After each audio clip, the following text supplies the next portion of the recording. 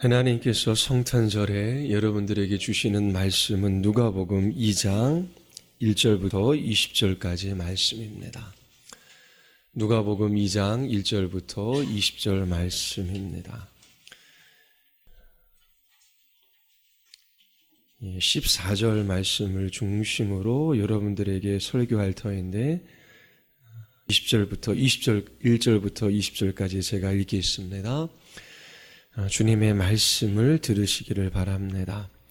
그때 가이사 아구스도가 영을 내려 천하로 다 호적하라 하였으니 이 호적은 구레뇨가 수야 총독이 되었을 때에 처음 한 것이라. 모든 사람이 호적하러 각각 고향으로 돌아가매 요셉도 다윗의 집 족속으로 갈릴리 나사렛 동네에서 유대를 향하여 베들레헴이라 하는 다윗의 동네로 그 약혼한 마리아와 함께 호적하러 올라가니 마리아가 이미 잉태하였더라. 거기 있을 그때에 해산할 날이 차서 첫 아들을 낳아 감보로 싸서 구유에 뉘었으니 이는 여관에 있을 곳이 없음이로라. 그 지역의 목자들이 밤에 밖에서 자기 양떼를 지키더니 주의 사자가 곁에 서고 주의 영광이 그들을 두루 비침에 크게 무서워하는지라. 천사가 이르되 무서워하지 말라.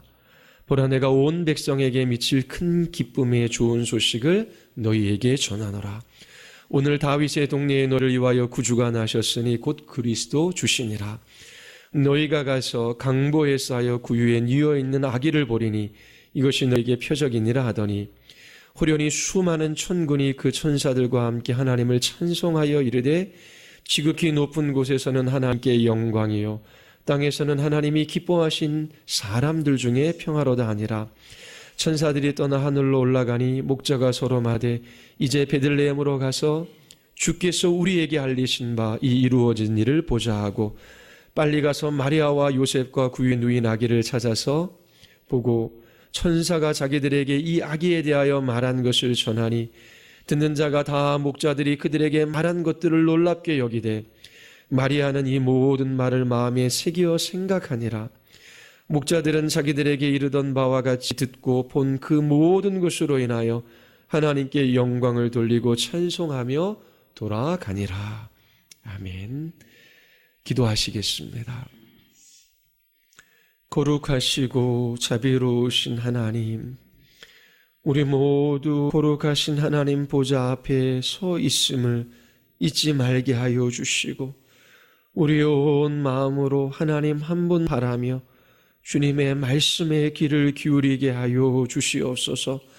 성령 하나님께서 이 진리의 말씀을 사용하셔서 우리의 심령 안에 조명하심으로 이 진리가 우리에게 경험되게 하시고 이 진리의 말씀으로 인하여 저희들이 기뻐 뛰며 주님을 찬양하며 경배하게 하여 주시옵소서.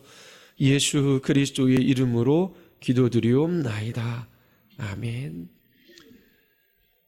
네, 우리 옆에 계신 분들 메리 크리스마스 우리 같이 한번 인사하시겠습니다. 예, 진짜 메리 크리스마스입니까? 생일날 생일 선물 주고받으며 기뻐하지요. 그리고 그 생일을 축하하기도 합니다. 주님이 이 세상에 오신 이 날에 여러분들이 주님으로 인하여 크게 기뻐하며 감사하며 찬양하고 계십니까? 오늘 천사가 전해준 큰 기쁜 소식이 있어요. 우리가 메리 크리스마스로 화답하며 인사할 수 있는 이유가 누가복음 2장 11절에 나타나 있습니다. 크리스마스를 함축적으로 우리에게 보여주는 구절입니다. 우리 같이 한번 읽어볼까요? 오늘 다윗의 동네에 너희를 위하여 구주가 나셨으니 곧 그리스도 주시니라. 막 마음의 감동이 물밀듯이 밀려오고 계십니까? 오늘 다윗의 동네에 너희를 위하여 구주가 나셨으니 곧 그리스도 주시니라. 오늘이라고 하는 단어를 누가가 사용하고 있습니다. 역사 가운데 있는 어느 한 날 구주가 나셨습니다. 신화 속에 나오는 그 한 날이 아닙니다. 누가는 역사적인 인물 두 사람을 지칭합니다. 가이사 아구수도가 로마의 황제로 있었고 구레뇨가 수리아 총독으로 있었던 어느 한 날 구주가 탄생하셨습니다. 이 날은 세상이 창조되기 전에 하나님께서 계획하신 날입니다. 인류의 역사에 있어 가장 의미 있는 날이지요. 갈라디아 4장 4절에서 바울은 때가 참에 하나님께서 그 아들을 세상에 보내사 여자에게 나게 하셨다라고 기록하고 있습니다. 하나님께서 이 세상의 기초를 놓으시기 전에 정하신 날입니다. 그 날이 이르렀습니다. 하나님이 정하신 바로 그 날에 하나님의 아들이 이 세상에 오셨습니다. 누가는 역사 가운데 바로 한 날 예수님이 이 세상에 오셨다라고 증언하고 있지요. 뿐만 아니라 예수님은 다윗의 동네에서 태어나셨습니다. 판타지 소설 속에 나오는 동네 이름이 아닙니다. 역사 가운데 그리고 오늘도 있는 다윗의 동네에서 예수님이 탄생하셨지요. 그 동네의 이름이 무엇이지요? 베들레헴입니다. 베들레헴은 예루살렘에서 그리 멀리 떨어져 있는 곳이 아닙니다. 이스라엘의 위대한 왕인 다윗의 조상들이 살았던 땅이지요. 기원전 약 700년 전 예수님이 오시기 약 700년 전 미가라는 선지자는 메시아가 이 동네에서 태어날 것을 예언했습니다. 베들레헴 에브라다야 너는 유다 족속 중에 작을지라도 이스라엘을 다스릴 자가 내게서 내게로 나올 것이라. 지금도 있고 역사상 존재하는 그 베들레헴 그곳에서 예수님이 탄생하셨습니다. 오늘 베들레헴에서 태어나신 아기 예수는 우리를 위한 구주이십니다. 누가는 오늘 다윗의 동네에 너희를 위하여 구주가 나셨다라고 증언합니다. 하나님을 대적하는 죄인들에게 구주가 필요합니다. 구원자가 필요한 것이지요. 한 천사가 요셉에게 찾아와서 아들을 낳으니 이름을 예수라 하라 이렇게 알려주지요. 그리고 그 이름의 뜻이 무엇인지도 밝혀줍니다. 이는 그가 자기 백성을 그들의 죄에서 구원할 자이심이라. 이 아기 예수는 자기 백성을 그들의 죄에서 구원할 자이십니다. 죄는 하나님만 용서하실 수 있어요. 그러므로 예수님은 하나님이십니다. 하나님께서 영원하신 당신의 아들을 이 세상에 보내신 목적이 바로 이겁니다. 그분만이 죄를 용서해 주실 수 있는 권세가 있습니다. 우리의 죄를 위해 구주가 탄생하셨습니다. 그리고 누가는 기쁜 소식을 전하고 있는데 너희를 위하여 구주가 나셨으니 곧 그리스도라고 증언하고 있습니다. 그리스도는 기름 부음을 받은 자라고 하는 의미를 가지고 있지요. 그리스도는 히브리어로 메시아입니다. 하나님께서 이스라엘 백성들에게 아주 오래전부터 메시아에 대한 약속을 주셨어요. 그리고 그들은 메시아가 오기만을 기다렸지요. 그 메시아가 오기 전에 기름 부음을 받았던 어떤 왕이나 제사장이나 선지자보다 뛰어난 메시아가 오실 것을 그렇게 사모하며 소망하고 있었습니다. 그런데 마침 기름 부음을 받은 중국의 왕, 최종적인 선지자, 마지막 제사장이 온 것입니다.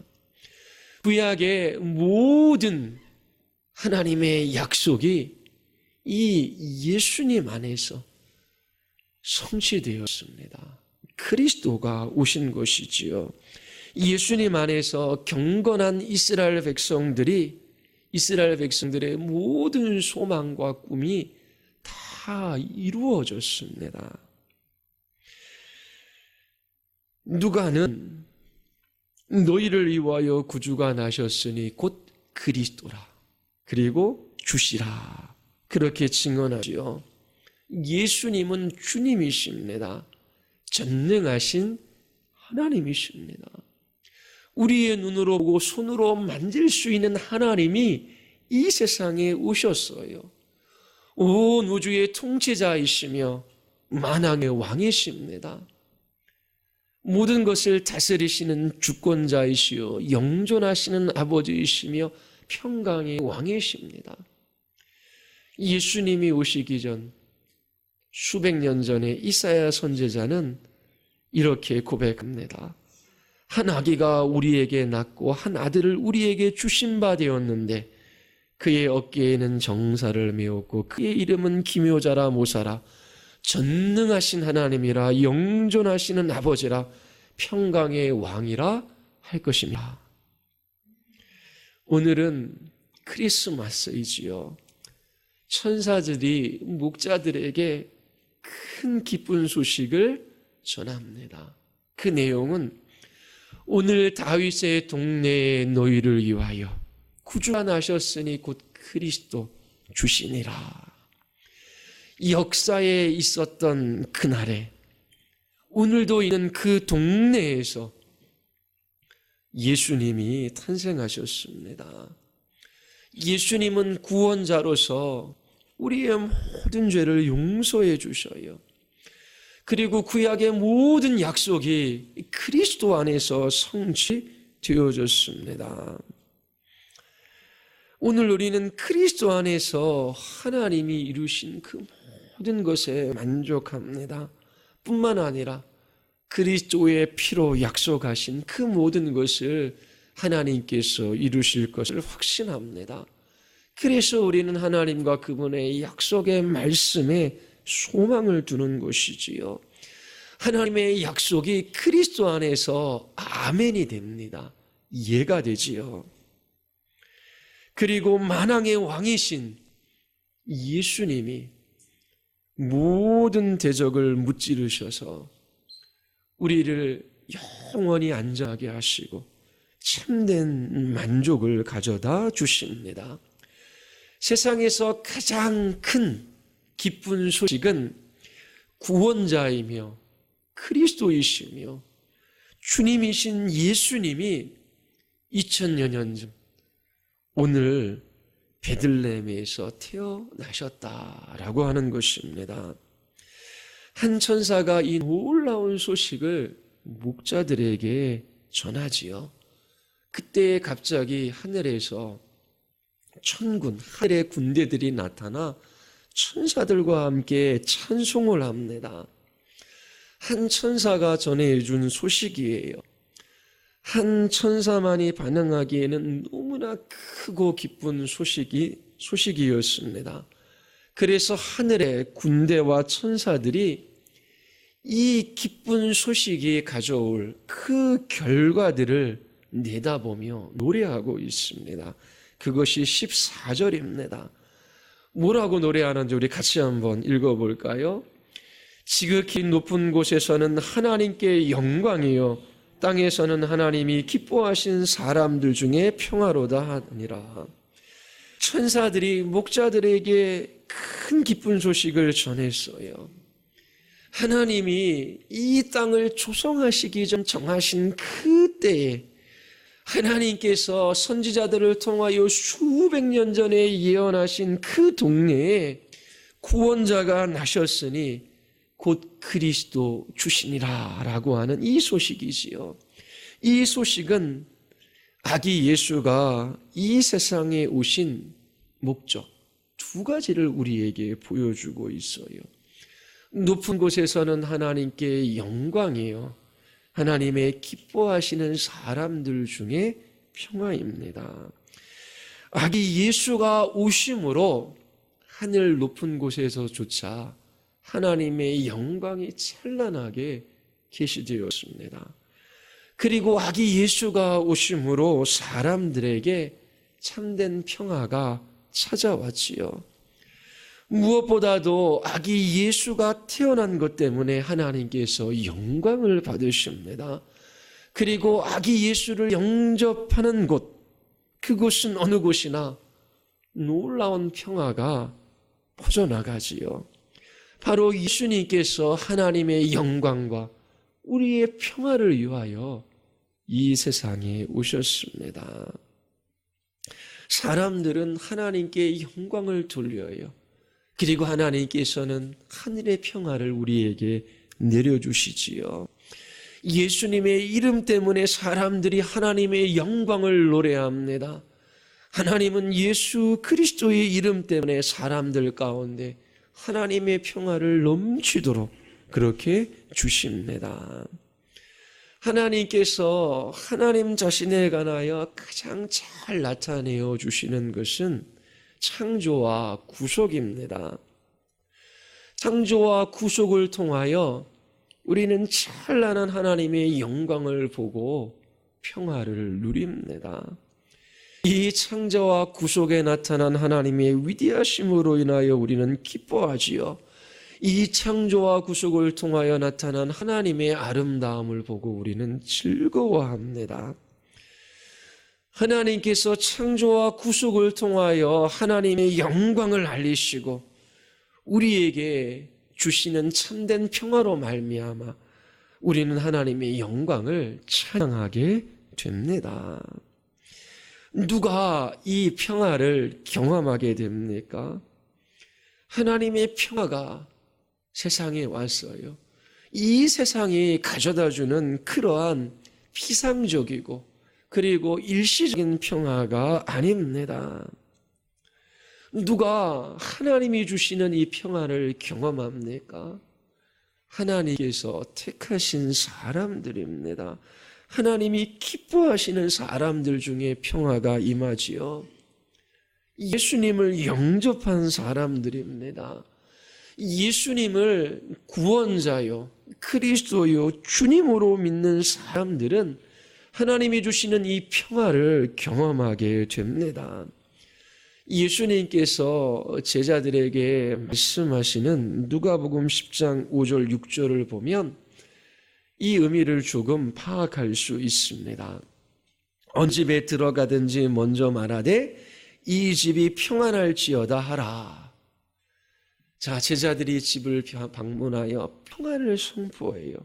모든 사람에게 이 평화가 선포되어지고 있지요. 그런데 6절을 보면 만일 평안을 받을 만한 사람이 거기 있으면, 이게 무슨 말입니까? 하나님께서 택한 사람이 거기 있으면, 하나님이 기뻐하시는 사람이 그곳에 있으면 너희의 평안이 그에게 머물 것이요 그렇지 않으면 너희에게로 돌아올 것이다. 이러한 의미입니다. 그렇다면 여러분들이 하나님의 선택을 받은 사람인지 아닌지, 하나님이 기뻐하시는 사람인지 아닌지 어떻게 알 수 있습니까? 그것은 여러분들이 예수님을 영접했는가입니다. 만일 여러분이 다윗의 동네에 태어나신 예수님이 구원자이시며 그리스도이시며 주님이시라고 하는 이 기쁜 소식을 거부한다면 스스로 하나님의 선택 바깥에 있는 사람이라고 하는 것을 증거하는 것입니다. 그러나 여러분들이 천사가 전하여 준 이 기쁜 소식을 온 마음으로 받아들인다면 여러분들 스스로가 하나님이 기뻐하시는 사람들이라고 하는 것을 증거하는 것이지요. 여러분들은 평강의 왕으로 이 세상에 오신 예수 그리스도를 참으로 영접하셨습니까? 예수님이 나의 구원자이시며 그리스도이시며 주님이심을 믿고 계십니까? 나 같은 죄인에게 구원자가 필요합니다. 그리스도 안에서 하나님의 모든 약속이 성취되어졌습니다. 그리고 그리스도 안에서 하나님께서 하신 그 모든 일에 내가 만족하며 그리스도의 피값으로 우리에게 주신 그 약속이 반드시 이루어질 것을 저는 믿습니다. 예수님이 내 인생의 주님으로서, 내 생명의 주권자로서 나를 통치하고 다스리시고 나를 인도해 가시는 것을 믿습니다. 이러한 믿음이 여러분들에게 있습니까? 이 크리스마스에 하나님께서 여러분들에게 주시는 참된 평안을 누리시기를 바랍니다. 예수님은 하나님의 백성들에게 평안을 주시기 위하여 오셨어요. 예수님은 여러분들이 이 평안을 추구하고 이 평안을 누리기를 원하셔요. 이 평안은 세 관계 속에서 누려집니다. 첫 번째는 하나님과의 관계 속에서 누리는 평화가 있지요. 그리고 자신과의 관계 속에서 누리는 평화, 타인과의 관계 속에서 누리는 평화가 있습니다. 여러분들의 가족, 여러분들의 지체 이웃과 누리는 평화는 여러분들 안에 이루어진 평화만큼만 누려집니다. 마음 안에 평화가 찾아오면 갈등과 다툼, 그리고 반감과 미움이 사라집니다. 뿐만 아니라 마음에 평온한 기쁨이 넘칩니다. 오늘 하나님과 누리는 평화, 그리고 자신, 그리고 타인과 누리는 평화에 관해서 여러분들에게 말씀드리고자 합니다. 하나님의 영광과 여러분들이 누리고자 하는 그 평화는 나뉘어질 수 없어요. 높은 곳에서는 하나님께 영광, 땅에서는 평화입니다. 하나님께서 여러분들에게 평화를 주시기를 원하셔요. 하나님이 여러분들의 삶 가운데 가장 영광 받으시는 분이 될 때에, 가장 영광스러운 분이 될 때에 평화가 주어집니다. 신약 성경에서는 하나님을 평강의 하나님이라고 5번이나 증언하고 있습니다.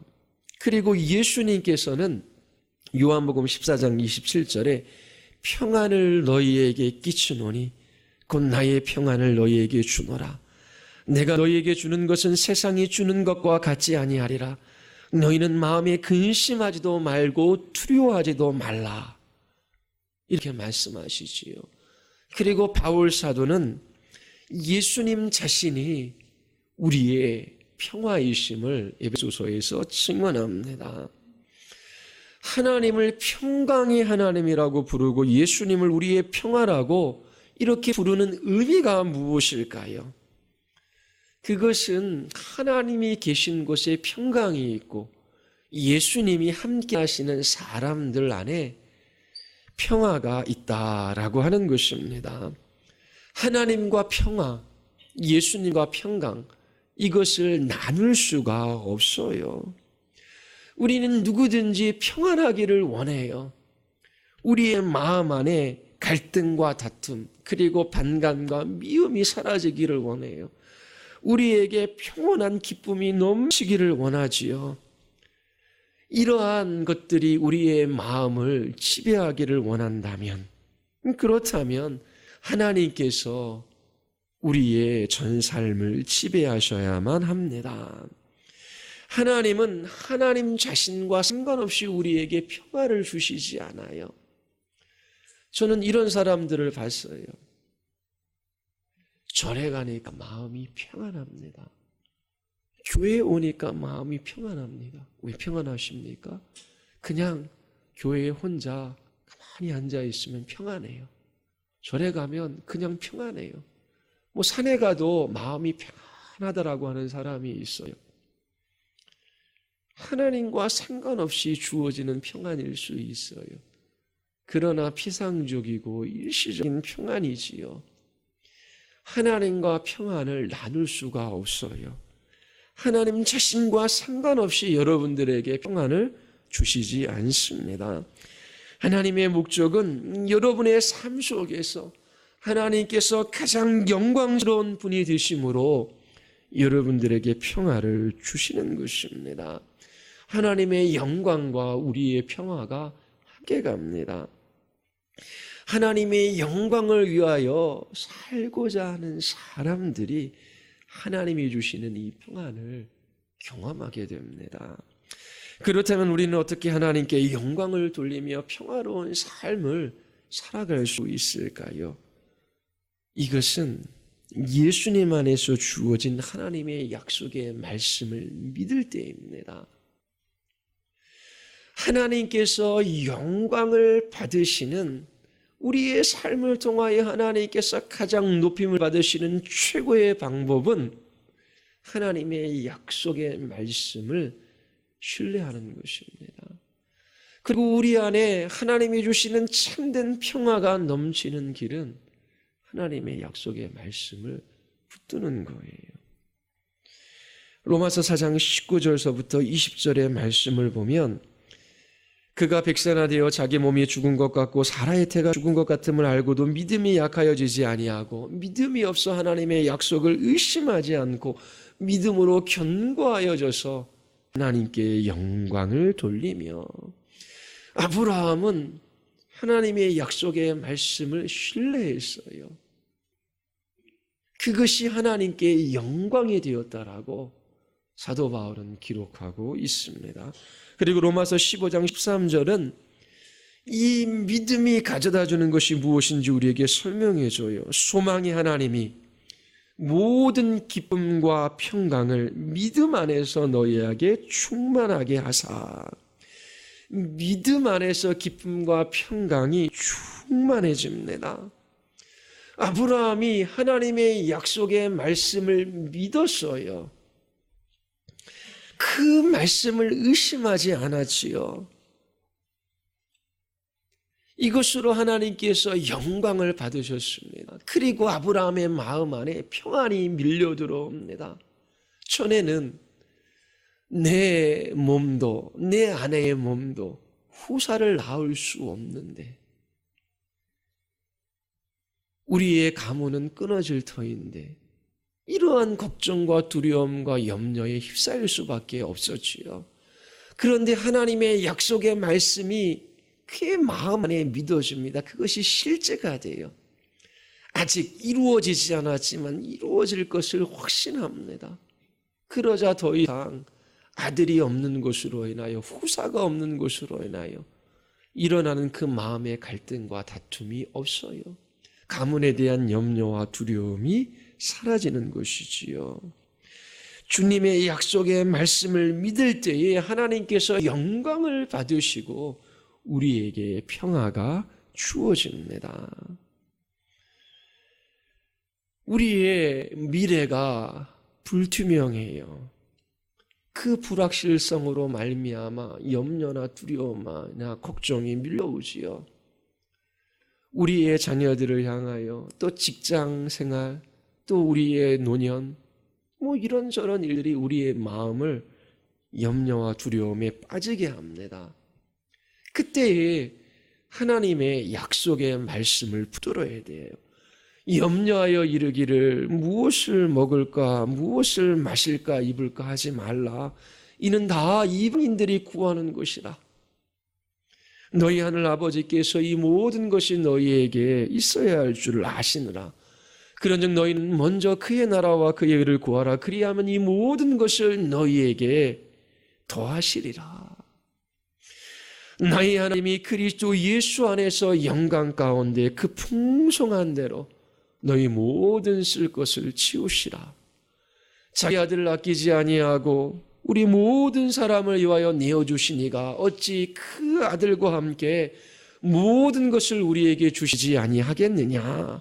우리가 알거니 하나님을 사랑하는 자 그 뜻대로 부르심을 입은 자들에게 모든 것이 합력하여 선을 이루느니라. 여러분들 안에 하나님께서 주시는 약속의 말씀이 있습니까? 여러분들의 삶을 통하여 하나님께 영광을 돌리고 있고 이 성탄에 하나님이 주시는 참된 평안을 누리고 계십니까? 우리가 하나님의 약속의 말씀을 믿을 때에 하나님께서 영광을 받으시고 하나님께서 하늘로부터 우리에게 참된 평안을 주십니다. 우리에게 가장 필요한 것은 하나님과의 관계 속에서 누리는 평화입니다. 이것은 우리가 추구하는 모든 평화의 근거가 되지요. 하나님과의 관계 속에서 누리는 평화가 없다면 우리가 경험하는 모든 평화는 피상적이고 일시적일 수밖에 없어요. 로마서 5장 1절 그러므로 우리가 믿음으로 의롭다 하심을 받았으니 우리 주 예수 그리스도로 말미암아 하나님과 화평을 누리자. 우리가 어떻게 하나님과 화평을 누릴 수 있습니까? 어떻게 하나님을 나의 하나님, 나의 아버지라고 고백할 수 있습니까? 어떻게 우리는 내일에 대하여 염려하지 아니하고 확신을 가지고 살아갈 수 있어요? 우리 주 예수 그리스도로 말미암아 하나님과 화평한 관계 속에 놓여졌기 때문이에요. 믿음으로 하나님께서 우리를 의롭다 하셨기 때문이지요. 예수 그리스도를 믿는 이 믿음을 보시고 하나님께서 그리스도의 의를 우리에게 주셔요. 우리는 전혀 의로운 사람들이 아니지만 예수님을 믿을 때에 예수님께서 순종하신 그 의, 그것을 우리의 것으로 여겨 주시지요. 오직 예수 그리스도 그분으로 말미암아 오직 믿음으로 말미암아 우리는 하나님 앞에 의롭다 인정을 받습니다. 행위로 전통으로 세례로 교회에 다닌다고 해서 이런저런 일들을 한다고 해서 믿는 부모 밑에 태어났다고 해서 우리는 의롭다 여김을 받지 않습니다. 하나님과 화평한 관계를 누릴 수 없어요. 오직 믿음으로 말미암아 의롭게 된 사람들이 예수 그리스도 그분 안에서 하나님과 참된 화평의 관계를 누리게 됩니다. 믿음으로 의롭게 된 사람들은 하나님과 평화를 누리지요. 우리의 죄로 말미암아 하나님의 모든 진노가 사라집니다. 하나님을 대적하며 살았던 모든 삶은 그리스도의 피로 덮어지지요. 하나님께서 예수 그리스도를 영접하는 우리들에게 하나님의 자녀가 되는 권세를 주셨어요. 그때부터 하나님께서 우리를 위하여 자녀들을 위하여 그 모든 것을 하십니다. 예수님을 믿는 순간 하나님께서는 우리에게 일어나는 이 모든 일들을 사용하셔서 하나님의 영광과 우리의 유익이 되게 하십니다. 하나님께서 결코 자녀들을 내버려 두지 않으셔요. 우리는 더 이상 두려워할 필요 없어요. 염려할 필요 없어요. 걱정할 필요가 없어요. 하나님이 나의 하나님이시며 나의 아버지이시기 때문이지요. 하나님이 우리를 위하신다라고 하는 이 사실을 날마다 예수 그리스도의 십자가에서 확인합니다. 이 하나님과의 관계 속에서 우리는 그리스도로 말미암아 참된 평안을 누립니다. 이것이 우리 자신과의 관계 속에서 누리는 평화의 근거가 돼요. 하나님과의 관계 속에서 평화를 누리기 때문에 우리는 우리 자신과의 관계 속에서도 평화를 누리게 됩니다. 우리는 죄 때문에 우리의 무지함과 악한 본성과 우리의 부주의함으로 말미암아 때로 무기력한 삶을 살아갑니다. 양심과 사단이 우리를 송사하지요. 나도 나를 비난합니다. 이러한 갈등과 싸움이 우리 안에 수시로 일어나요. 그리고 세상은 우리를 공격합니다. 유혹하고 넘어뜨리려고 해요. 이 염려로 말미암아 낙심하지요. 이러한 때에 우리가 어떻게 평화를 누릴 수 있습니까? 하나님의 약속의 말씀을 붙드는 것입니다. 하나님의 약속의 말씀을 믿음으로 하나님께 영광을 돌리고 우리 안에는 하나님이 주시는 참된 평화가 있게 됩니다. 빌립보서 4장 6절 7절 아무것도 염려하지 말고, 염려와 반대되는 것이 평화이지요. 다만 모든 일에 기도와 간구로 너희 구할 것을 감사함으로 하나님께 아뢰라. 하나님께 여러분들의 염려를 맡기십시오. 그리하면 모든 지각에 뛰어난 하나님의 평강이 그리스도 예수 안에서 여러분의 마음과 생각을 지켜주십니다. 우리의 마음과 우리의 생각이 늘 공격을 받고 있어요. 우리 안에 있는 죄된 본성으로 말미암아 죄책이 있어요. 그리고 걱정이 늘 앞서지요. 그리고 세상과 사단과 죄는 우리를 위협합니다. 때로 우리의 연약함으로 인하여 혼란스러운 삶을 살아가요. 내일을 알지 못하기에 불확실합니다. 이런저런 일들이 우리의 마음의 평화를 위협해요. 이러한 때에 바울이 여러분들에게 말합니다. 하나님은 여러분들의 마음과 생각을 지켜주시기를 원하십니다. 하나님께서는 당신의 평화로 여러분들의 마음과 생각을 틀림없이 지켜주십니다. 우리들의 이해를 넘어서는 방식으로 하나님께서 여러분의 마음과 생각을 지켜주십니다. 당신의 이해로 하나님의 평안을 제한하지 마십시오. 하나님은 설명할 수 없는 이 평화를 여러분들에게 주십니다. 우리의 생각을 넘어서는 평화예요. 여러분들이 모든 염려를 가지고 하나님께로 나아가 감사함으로 기도하십시오. 이 약속의 말씀을 붙드십시오. 여러분의 모든 생각과 마음을 지켜주시고 하나님께서 참된 평안을 주십니다. 감사함으로 하나님께 기도할 때에 우리는 이미 하나님과의 평화 속에 있음을 잊지 마십시오. 하나님은 우리를 대적하시는 분이 아니십니다. 우리를 위하시는 분이셔요. 우리를 사랑하시는 전능하신 하늘 아버지께서 우리를 위하십니다. 이 약속의 말씀을 붙드십시오. 감사함으로 하나님께 아뢰십시오. 그때 하나님께서 영광을 받으시고 이 세상이 줄 수도 없고 세상 사람들이 알 수도 없는 하늘의 평안이 여러분들의 영혼 안에 깃들게 됩니다. 우리로 하여금 아무것도 할 수 없게 만드는 이 죄책, 염려, 두려움, 이 불안으로부터 우리를 지켜주십니다. 약속의 말씀을 붙드십시오. 감사함으로 하나님께로 나아가 아뢰십시오. 하나님께서 여러분들의 삶을 통하여 영광을 받으시고 하나님께서 여러분들의 마음 깊은 곳에 참된 평안을 주십니다. 이 크리스마스에 감사함으로 하나님께 나아가십시오. 그리고 하나님의 도우심을 구하십시오. 하나님께서 여러분들의 모든 염려와 두려움과 그 마음의 다툼과 갈등을 거두어 가시고 참된 평화를 주십니다. 그때에 비로소 여러분들은 화평케 하는 삶을 살아갈 수 있습니다.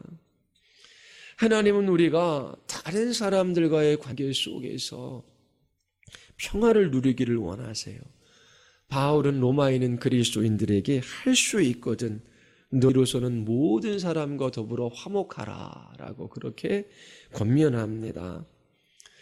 여러분들 중 어떤 사람들은 이 크리스마스에 가족들과 함께하는 것이 불편할 수 있어요. 불편한 것을 넘어서서 마음에 큰 고통을 가지고 있는 사람도 있습니다. 뿐만 아니라 교회 공동체 속에서도 불편한 마음을 가지고 있는 사람들이 있지요. 함께하는 것이 꺼려지는 지체들이 있습니다. 그러한 꺼림과 불편함이 오래될 수도 있고 또 얼마 되지 않을 수도 있지요. 그러한 관계 속에서 무엇을 어떻게 해야 할지 대부분의 사람들은 알고 있어요. 그러나 때로 내가 무엇을 어떻게 해야 할지 몰라 난처한 지경에 있는 사람들도 있지요. 이러한 때에 하나님께서 예수 그리스도를 통하여 어떻게 나의 죄를 용서해 주셨는지 마음 깊이 생각하십시오. 그리고 하나님의 약속의 말씀을 붙드십시오. 너희는 모든 악독과 노함과 분냄과 떠드는 것과 비방하는 것을 모든 악의와 함께 버리고 서로 친절하게 하며 불쌍하게 여기며 서로 용서하기를 하나님이 그리스도 안에서 너희를 용서함 같이 하라. 항상 잊지 말아야 할 것 한 가지가 있어요. 우리가 죄인임에도 불구하고 하나님께서 그리스도를 통하여 우리를 용서해 주셨다라고 하는 것입니다. 우리와 같은 죄인이 어떻게 하나님의 진노를 피하고 하나님과 화평한 관계를 누릴 수 있게 되었습니까? 너무나 놀라운 일이 아닙니까? 어떻게 나 같은 사람이 하나님을 나의 하나님, 나의 아버지라고 고백하며 하나님께서는 나를 위하시는 분이셔. 내가 예수 그리스도를 믿는 순간부터 나에게 일어나는 그 모든 일들은 하나님께서 나의 유익과 하나님의 영광을 위하여 허락하신 거야. 하나님께서 나를 위하여 오늘도 일하고 계셔. 이러한 하나님과의 화평 속에서 이러한 고백을 할 수 있는 것 너무나 놀라운 일 아닙니까? 우리는 여전히 죄인임에도 불구하고 하나님과 화목한 관계 속에 있습니다. 예수 그리스도 그분이 나 때문에 십자가에서 자신의 몸을 찢으시고 피를 흘리셨기 때문이에요. 이 사실을 잊지 않고 기억할 때에 우리의 마음이 부드러워집니다. 그리고 이웃을 향하여 친절하게 되지요. 그리고 나에게 해를 입힌 사람을 용서해 주고자 하는 마음을 가질 수 있습니다.